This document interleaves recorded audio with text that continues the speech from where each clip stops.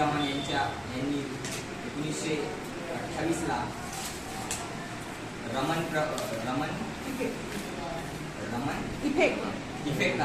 Effect यांचा शोध लावला आणि 1930ला त्यांना नोबल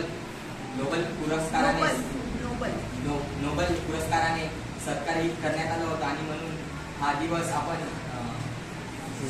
नॅशनल सायन्स डे म्हणून साजरा करत आहोत. दरवर्षी आपण हा दिवस साजरा करत आहोत.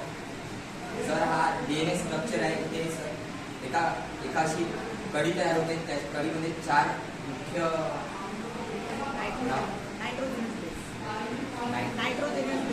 नायट्रोजेनिस बेस तयार होतो सर आपल्या.